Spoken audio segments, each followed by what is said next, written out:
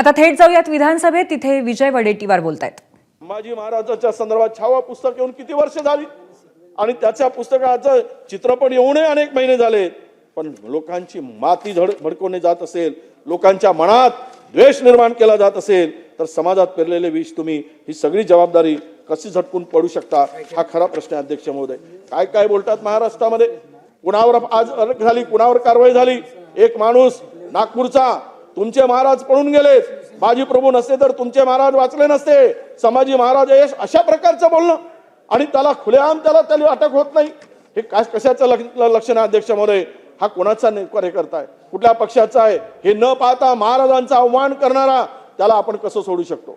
तो एक पुरोहित नावाच्या माणसाने तर वेगळंच वक्तव्य केलं, तुलना केली दुसरे छत्रपती शिवरायांची तुलना कुणाशी होऊ शकत नाही, पण अशा प्रकारचे वक्तव्य जरी लोक पडून गेलेत, बोलायला लागलेत, तर हे खरं म्हणजे महाराजांचा अवमान करणाऱ्यांना आपण कसं सोडणार, हा खरा प्रश्न आहे अध्यक्ष महोदय। ज्या छत्रपती संभाजी महाराजाबद्दल आपण जे आव आणून एक माणूस बोलत होता, ज्याचं नाव कोरटकर होतं, त्याचं काल जामीन नाकारला कोर्टाने, पण त्यांनी जी परिस्थिती खराब केली त्यावरही या सरकारनं कारवाई करण्याची अपेक्षा आहे अध्यक्ष महोदय।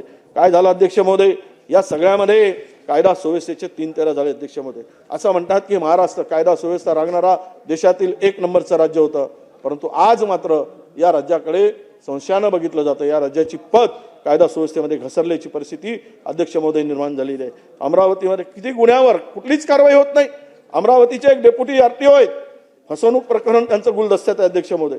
त्या उपप्रदेश अधीक्षक अधिकारी राजकुमार बागडी यांच्यासह म्हणजे गाडगेनगर पोलीस स्टेशन ठाण्यामध्ये ऑगस्ट 2024 मध्ये गुन्हा दाखल झालाय। त्याला कोण पाठीशी घालतं? का कारवाई केली नाही? त्याच्यावर गुन्हेगारी स्वरूपाचा अकट व फसवणूक सारखे गंभीर गुन्हे दाखल झालेत, पण अद्याप त्याला काही कारवाई होत नाही। म्हणजेच अधिकाऱ्यांना चोरी करून सुद्धा त्याच्या पाठीवर हात देण्याचं काम जर सरकारमध्ये होत असेल, अत्यंत दुर्दैव आहे असं मी मानतो अध्यक्ष महोदय। या निमित्तानं मी माननीय मुख्यमंत्री महोदयांना गृहमंत्री म्हणून आमच्या काही मागण्या या निमित्तानं त्यांच्याकडे करण्याचा आम्ही विचार अध्यक्ष महोदय। आपल्याला विनंती आहे की आमच्या भागातील ब्रह्मपुरी आणि सिंदेवाई इथे नवीन पोलीस कर्मचाऱ्यांच्या निवासस्थानाची आवश्यकता आहे, त्यासाठी आपण निधी उपलब्ध करून द्यावा, कारण तिथे कुठलेही निवासस्थानं नसल्यामुळे पोलिसांना त्या ठिकाणी राहताना फार मोठ्या अडचणी सामोरं जावं लागतं अध्यक्ष महोदय। मेनकी पोलीस स्टेशनचा, माझ्या ब्रह्मपुरी मतदारसंघातील मेनकीचा नवीन पोलीस स्टेशनचा प्रस्ताव सरकारकडे आहे, त्याला सुद्धा मंजुरी देण्याचं काम या ठिकाणी होईल अशी। एबीपी माझा, उघडा डोळे बघा नीट।